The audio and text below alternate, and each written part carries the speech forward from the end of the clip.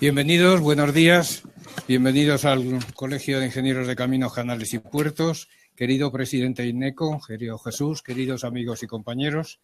Buenos días a todos y muchas gracias por traer al colegio esta jornada sobre un tema de tanto interés como el BIM, el futuro de las infraestructuras. Sabéis que el colegio es la casa común de todos los ingenieros de caminos y de muchos que no son de caminos y de cuantos estamos implicados en torno a la construcción de la obra pública. Pero antes de nada, pues esta jornada la vamos a dedicar a saber qué es esto del BIM. Los que estáis aquí evidentemente ya sois partidarios o por lo menos queréis saber pues cómo es esta nueva tecnología. Y sin duda con esta jornada vamos a tener la oportunidad de conocerlo a fondo.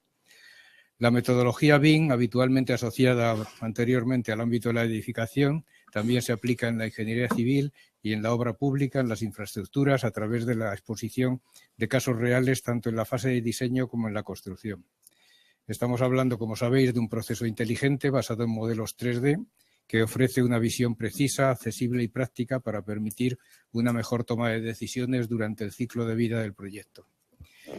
BIM está representando un cambio de concepto, ya que no hablamos solo de una simple herramienta de representación, sino de una metodología capaz de introducir mejoras en la calidad, reducir los costes y acortar los tiempos de diseño y producción. Así que BIM permitirá a las empresas de ingeniería, y ya lo está haciendo en muchos casos, consultoría, arquitectura y construcción españolas, posicionarse como referentes aún más si cabe. Además, pues como sabéis, se va a abordar la utilización de formatos abiertos OpenBIM como instrumento para garantizar la conexión, para tener interoperabilidad entre los diferentes actores y herramientas, así como el estado actual de desarrollo de dichos formatos. En el decálogo BIM hay objetivos de alto interés para impulsar la implantación en la industria de la construcción y ahora en la obra pública y fomentar su uso en el ciclo de vida de las infraestructuras, además de sensibilizar a las administraciones públicas con el establecimiento de requisitos BIM para, como decía antes, reducir costes, aspecto básico para reducir el déficit de nuestro país y, en consecuencia, recuperar inversión. Bueno, hay otros objetivos en el BIM, como promover la digitalización, que todas las operaciones se basen en estándares abiertos y universales, interoperables, etcétera. Sin duda son objetivos potentes y deseables que no solo suscribimos en el colegio, sino que puedo decir que se centran en aspectos en los que ya llevamos tiempo trabajando en esta línea. No me quiero extender más, ahora sois vosotros los que tenéis que hablar y profundizar en el tema, que es de gran calado, y estoy convencido de que las conclusiones serán del mayor interés, así que paso la palabra a Jesús Silva, presidente de INECO. Jesús, cuando quieras. Muchas gracias. Bueno, ante todo, querido José, señor vicepresidente del colegio y querido Sergio, presidente del capítulo español de BIM Smart y queridos amigos y amigas, ante todo, muchas gracias al Colegio de Ingenieros, a esta que es la Casa de la Ingeniería, en primer lugar por ofrecernos su hospitalidad y felicitarle por esta iniciativa una vez más de intentar dialogar y de intentar ser foro de temas que ocupan y preocupan a la ingeniería y que van a ser un poco, en cierto modo, la línea de futuro, ¿no? Es decir, una de las prioridades de futuro. Como sabéis, INECO lleva un cierto tiempo trabajando con BIM. Nosotros también nos aproximamos a esta nueva tecnología a través de nuestra internacionalización y de nuestra introducción en proyectos en el extranjero, en particular en un proyecto que para nosotros ha sido muy significativo, como es el proyecto del HS2, ¿no? De la alta velocidad británica, donde nos tuvimos que familiarizarnos con nuevas formas de trabajar, ¿no? Y donde nuestros ingenieros tuvieron la ocasión de formarse y de familiarizarse a fondo con esta nueva cultura, digamos, de colaborativa que representa, en cierto modo, cuyo instrumento y herramienta principal es el BIM, ¿no? Y a partir de ahí, en esa dimensión que tenemos también como ingeniería pública, empezamos en la casa a ser cada día más consciente de que BIM era ya el futuro, digamos, inexcusable, y por otro lado, que en España, de alguna forma, la ingeniería siempre ha tenido un grado de excelencia tremendo, ¿no? Y así se demuestra, sobre todo en el exterior, pero que de alguna forma faltaba una especie de coordinación de, como dicen los castellanos, de juntar meriendas y de intentar de alguna forma arrimar el hombro para trabajar todos en una misma dirección. Ahí tuvimos el privilegio de encontrarnos con Sergio y con su equipo de entusiastas de Building Smart, que es, digamos, la asociación embrionaria de gentes que están familiarizados y que quieren de alguna forma favorecer la implantación del BIM. Y a partir de ahí fuimos al Ministerio de Fomento y hablamos también con la cúpula directiva del Ministerio de Fomento y les explicamos qué era este tema. Y al principio nos encontramos con una cierta cara de perplejidad, ¿no?, de esto del BIM, qué será esto del BIM, ¿no? Y un desconocimiento generalizado, ¿no? Y a partir de ahí el propio Ministerio tomó la iniciativa de crear una cosa que se ha denominado la Comisión SBIM o la Comisión Española del BIM, donde inicialmente simplemente intentamos, primero tuvimos una jornada, digamos, divulgativa, donde invitamos a todo el mundo que nos sonaba que tenía algo que ver con el BIM para que nos contaran lo que estaban haciendo en España. A partir de ahí ampliamos un poco el espectro y el propio Ministerio convocó la primera Comisión BIM hace ya más de un año, yo creo, y a partir de ahí comprobamos que en todos los ámbitos profesionales, ya fuera el ámbito académico, las universidades, ya fueran el ámbito del colegio, de los colegios, y ahí desde el primer momento el Colegio de Ingenieros tuvo un papel muy activo de liderazgo, pero también otras asociaciones y colegios profesionales en el ámbito de la arquitectura, los aparejadores, etcétera, y también incluso dentro de las administraciones públicas y mucho dentro de las empresas, veíamos que había acciones aisladas y había gente que estaba ya haciendo cosas en este tema, ¿no? Y a partir de ahí se montó esta comisión, la Comisión Española, que ha tenido ya varias sesiones, que ha decidido estructurarse en forma de comisiones en grupos de trabajo, cada uno para encarar un aspecto distinto, los temas formativos, los temas tecnológicos, los temas académicos, los temas empresariales, los temas internacionales.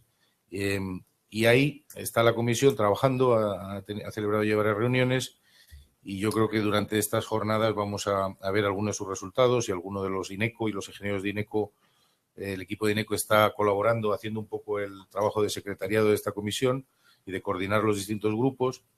Hemos visto una actitud muy entusiasta, muy proactiva de casi todo el mundo y a partir de ahí hemos empezado pues a estructurar algo mejor, todo lo mucho que se hacía en España o toda la inquietud y el talento que había surgido de forma espontánea, ¿no?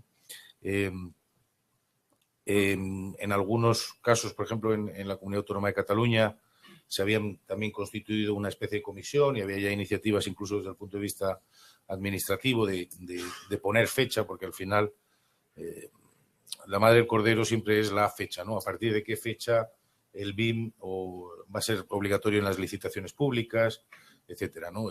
La aproximación que se ha hecho en esta comisión es de mucha humildad, es decir, no se trata de imponer nada ni de hacer ninguna creación artificial, sino es acompasar el proceso normativo y el proceso regulador a la propia realidad del mundo profesional y del mundo de la ingeniería en España. Es decir, no forzar las cosas ni exigir cosas que la gente no está todavía preparada o no tiene todavía la capacidad ni la preparación para participar de forma plena, pero sí al mismo tiempo concienciar sobre la necesidad de remar en esa dirección, ¿no? Al final, ¿qué es el BIM? Bueno, pues yo creo que como bien decías, vicepresidente, pues mucha gente de aquí seguramente ya lo conocéis y para aquellos que estáis un poco menos familiarizados, al final no es solo una herramienta informática ni es una evolución en 3D del AutoCAD o de todos los famosos programas que históricamente se han utilizado por parte de los profesionales a la hora de hacer proyectos. Al final es todo un nuevo paradigma cultural, ¿no? Estamos hablando de una nueva forma de encarar un proyecto, sobre todo ahí la gran palabra es la inercia colaborativa. Es decir, se trata de que en toda la fase del proyecto, sobre todo en la fase de proyecto, de diseño, todos los actores que intervienen, ya sean los proyectistas, los propios contratistas, los proveedores, los subcontratistas, los supervisores, los distintos agentes, desde un primer momento colaboren de forma conjunta, y eso evidentemente se visualiza a través de un instrumento informático, ¿no? O de varios instrumentos informáticos, pero básicamente una plataforma común donde todos tienen accesos, donde todos están aportando sus sugerencias o sus colaboraciones, con lo cual estamos viendo que al final es un proyecto mucho más acabado, mucho más detallado, donde todos participan y donde al final el resultado es que es un proyecto mucho más terminado, que se puede ejecutar y se puede realizar de una forma mucho más efectiva y mucho más económica, porque el concepto del famoso maldito concepto de los modificados o los sobrecostos prácticamente desaparece, porque desde el primer momento estamos ahí. Yo recuerdo un viaje que hicimos con la directora general de Ingeniería de INECO, Ana Rojo, que también nos acompaña, a visitar los talleres en Valladolid del AVE, hace un año yo creo que fue. Fuimos a verlos, es una instalación magnífica, ¿no? Espléndida. Yo creo que son los mayores talleres de Europa, ¿no? De alta velocidad, de mantenimiento en sus distintas fases del material rodante. Y comprobamos el proyecto en el que había participado INECO, y comprobamos que efectivamente había un primer contratista que había hecho el diseño de la nave, que era una nave majestuosa, pero luego los distintos proveedores, el que aportaba la grúa para elevar los trenes y tal, pues llegaban en una fase posterior y decían, mira, es que la grúa no cabe aquí en el trozo que me has dejado. Entonces, modificado porque había que ampliar esa nave, retraso, porque evidentemente había que, antes de suministrarlo, coste adicional, almacenaje de los equipos, etcétera. Y ahí fue la forma en que yo visualicé claramente las ventajas de trabajar desde el primer momento con BIM, que es algo que, por otro lado, efectivamente no es una novedad absoluta. Los ingenieros industriales hace tiempo que en el ámbito del sector industrial, por ejemplo, de la industria del automóvil, sin ese nombre lo utilizan desde hace tiempo, ¿no? Me acuerdo que en una visita que hicimos a una fábrica de CAF, veías que los proyectistas estaban diseñando los vagones y los proveedores le estaban mandando las especificaciones de los tornillos, de la tornillería, que la estaban incorporando en un ordenador con un esquema de 3D, ¿no? Es decir, es todo un paradigma nuevo, una forma nueva de trabajar, y ahí yo creo que llegamos un poquito tarde en términos comparados, porque en Europa ya en muchos países ya se han adoptado iniciativas, algunas muy dispersas, ¿no? Algunas públicas, otras privadas. En algunos casos es la propia industria la que se ha asociado y se ha coordinado para implementar para favorecer la plena implementación del BIM y la implantación del BIM en el mundo de la profesión y de las empresas. En otros casos ha sido el sector público. En otros casos, el modelo alemán ha sido una combinación del sector público y privado. Y en España yo creo que nos encontramos en una fórmula abierta, y nunca mejor dicho, hablando de BIM, donde realmente todo el que quiere participa, y al mismo tiempo estamos intentando que todos rememos y apoyemos esta iniciativa. Yo creo que, de todas maneras, hay, digamos, una especial responsabilidad, o por lo menos tiene que haber un cierto liderazgo en dos ámbitos, a mi juicio, que es uno, el académico. Es decir, hay que tener claro que de aquí a muy pocos años el BIM y todo lo que lleva asociado con la forma de trabajar relacionada con el BIM tiene que estar digamos, en el currículo del grado de cualquier escuela de ingeniería, y tiene que ser obligatorio. Es decir, las nuevas generaciones tienen que empezar ya a trabajar y a familiarizarse con esta forma de trabajar, y los colegios profesionales tienen que sensibilizar a sus colegiados de que esto es o sí, ¿no? Como dicen los argentinos. Es decir, que hay que empezar a trabajar con este tipo de herramientas, porque dentro de muy poco, me parece que, como tantas veces en España, se van a cortar los plazos y vamos a ver cómo en muy poco tiempo va a estar plenamente vigente esta forma de trabajar, ¿no? Y el último paso, que también se dará, será cuando las administraciones pues lo adopten ya plenamente y lo exijan en sus licitaciones y en sus concursos, y veamos que ya está plenamente vigente esa tecnología. En el ámbito, como decía, del industrial o en la arquitectura, se ha avanzado y se trabaja ya desde hace tiempo. En el ámbito de la ingeniería queda mucho por hacer. Estamos en una fase inicial, digamos, no avanzada. Sobre todo lo que son infraestructuras lineales queda mucho por desarrollar y es un reto, pero al mismo tiempo es una oportunidad. Es decir, los profesionales, es un nuevo nicho para profesionales para poder trabajar en un sector donde todavía falta talento y falta gente con experiencia, también de las empresas, es decir, empresas proveedoras de software, empresas proveedoras de metodología, empresas proveedoras de formación en el BIM, con lo cual es una buena oportunidad para trabajar en estos sectores. Y luego una última tema donde también estamos intentando empujar, que es un poco el ámbito internacional, y en particular el iberoamericano. Como sabéis, en los últimos años la ingeniería ha experimentado un proceso de internacionalización muy rápido.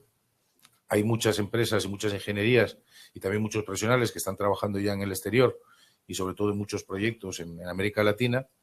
Y ahí pues estamos una vez más en la guerra, digamos, del copyright, ¿no? Es decir, que los anglosajones se han adelantado. En muchos sitios ya vemos como en América del Norte, en el Reino Unido, en países escandinavos, en Australia ya prácticamente en muchos sitios, en muchas licitaciones públicas ya es obligatorio el BIM y además es común y muy intensivo. Desde ahí los anglosajones lo han exportado ya de forma creciente a países como el Golfo Pérsico, donde se está trabajando también en grandes proyectos de infraestructura y donde se está trabajando ya con estas tecnologías y las propias consultoras e ingenierías lo han exportado ya allí, pero tenemos el reto de América Latina, ¿no? Y ahí hemos adoptado una iniciativa hace poco que es también un embrionario intento de crear una red de contactos con todos los gobiernos iberoamericanos y para crear una especie de iniciativa de congreso inicial o de asociación iberoamericana del BIM, para que también nosotros, dentro del ámbito de los profesionales que utilizan el español como instrumento de trabajo y instrumento de comunicación, que también se ofrezca, digamos, una alternativa a este nuevo paradigma de la ingeniería. Así que no quiero alargarme más, pero en cualquier caso, muchas gracias por la hospitalidad, muchas gracias y enhorabuena por esta iniciativa, a todos los que habéis trabajado en la preparación de esta jornada. Muchas gracias a los que habéis acudido y como veo, además, sois un número significativo, con lo cual entiendo que es un tema que cada vez la gente le preocupa y le ocupa más, y mucho ánimo y espero que sea fructífera esta jornada y todo el trabajo que nos queda por delante. Así que muchas gracias a todos.